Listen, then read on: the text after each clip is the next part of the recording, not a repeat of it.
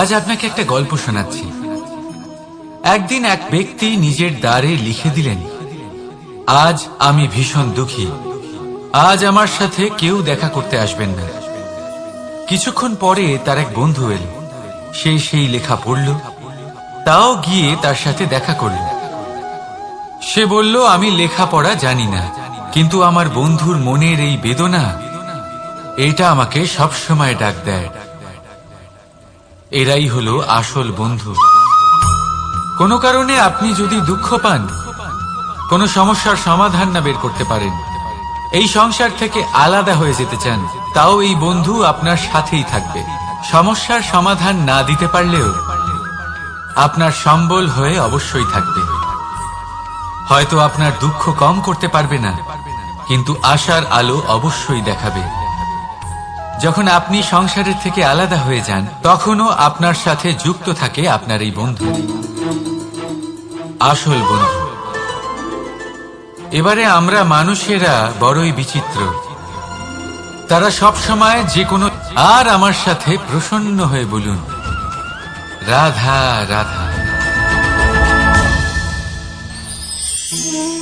আমাদের মধ্যে বহু মানুষ মাঝে মাঝে নিজেকে অকর্মণ্য মনে করি, ভেবে নিই যে এত চেষ্টা করার পরেও কিছুই পেলাম না, আর হয়তো পরেও কিছুই পাব না।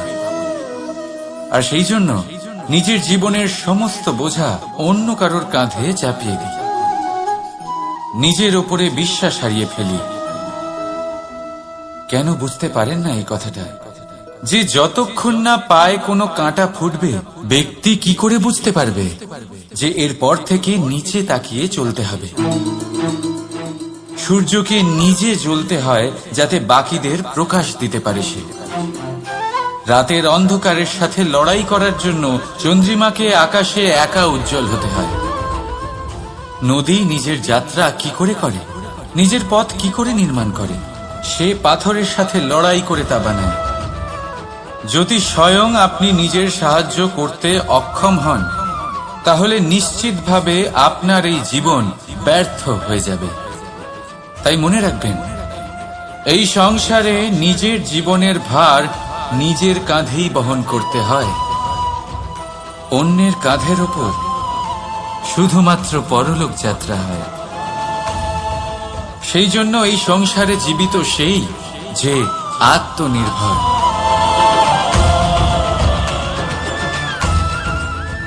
রাধা রাধা। সময়, কথায় বলে সময়ের পূর্বে কিছুই হয় না। প্রতিটা ঘটনার একটা সময় থাকে। সময়ের আগে না সূর্যোদয় হয় আর না সূর্যাস্ত হয়। সময়ের পূর্বে গাছে না ফুল ফোটে না ফল ধরে। কিন্তু একটা কথা ভেবে দেখুন, যদি বর্ষা আসার আগে কৃষক ভূমিকে না প্রস্তুত করে, বীজ রোপণ না করে, তাহলে কি ফসল ফলবে? যদি কোনো যোদ্ধা যুদ্ধের পূর্বে নিজের অস্ত্রের ধার না দেয়, তাহলে সে যুদ্ধ কি করে লড়বে?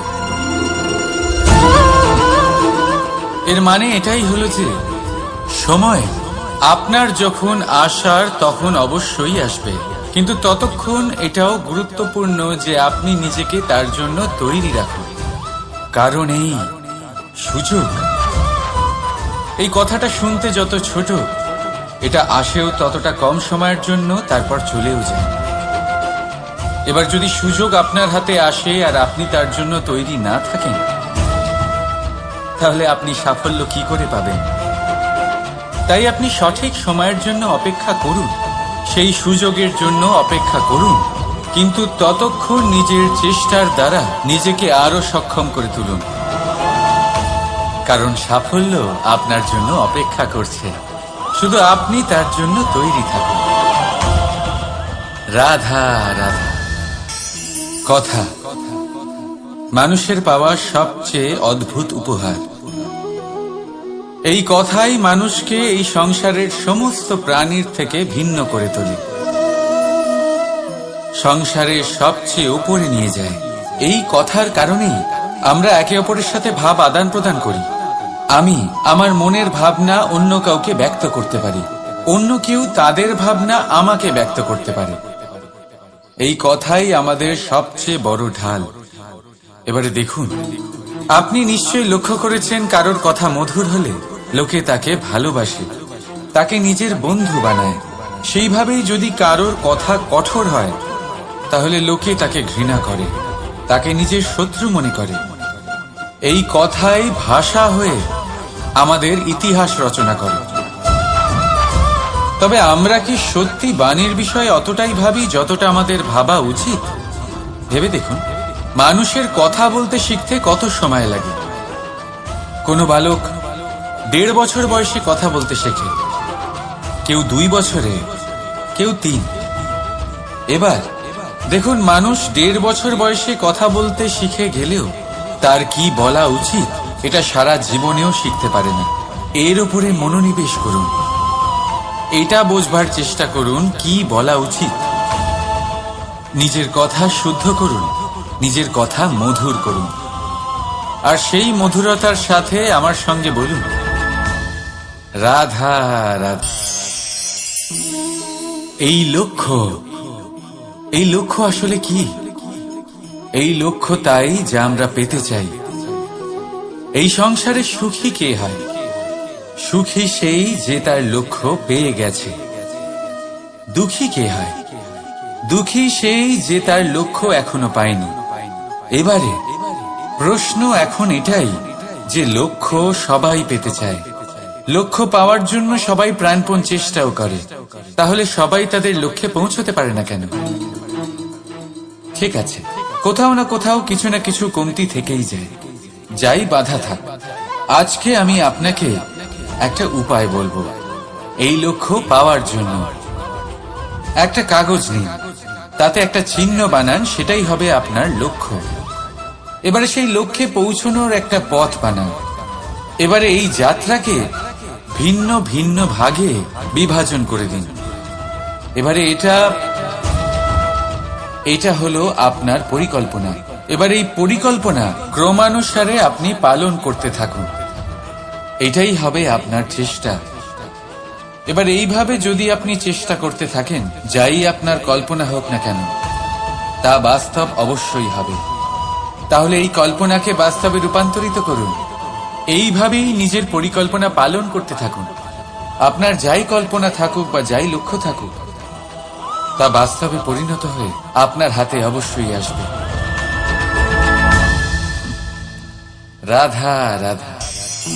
বাবার এক মিত্র ছিলেন, বড়ই দুঃখী ছিলেন, বিপদে পড়েছিলেন।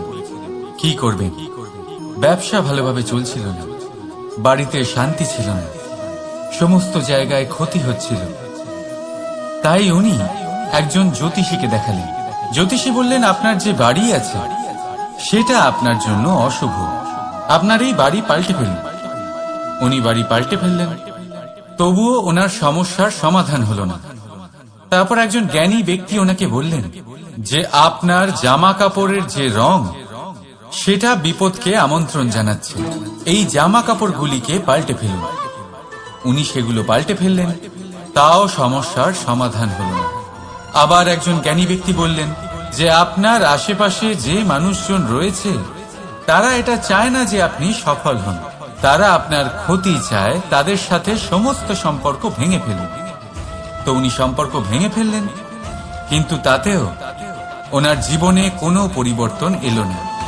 তার মানে তিনি বাড়ি পাল্টালেন, জামা কাপড় পাল্টালেন, সম্পর্ক পাল্টালেন, যেটা পাল্টালেন না তা হলো স্বভাব। এই যে স্বভাব, এটা অত্যন্ত গুরুত্বপূর্ণ। এই স্বভাবই আপনার ব্যক্তিত্ব তৈরি করে। তাই নিজের স্বভাব শুধরে ফেলুন, তাতে ভালো পরিবর্তন আনুন, সবকিছু ভালোই হবে। রাধা রাধা। ক্রোধ। লোকে বলে যে এই ক্রোধ পাপেরই মূল, কিন্তু সত্যি কি এই ক্রোধ পাপের মূল? একটু ভেবে দেখুন, এই ক্রোধ বাস্তবে আসলে কি? এই ক্রোধ একটা অনুভূতি যা আপনার মধ্যে হঠাৎই অসীমিত তেজ সঞ্চালন করে। এবারে আমি আপনাকে কিছু উদাহরণ দিচ্ছি যাতে আপনি বুঝতে পারেন যে ক্রোধ আপনার জন্য ভালো কি না।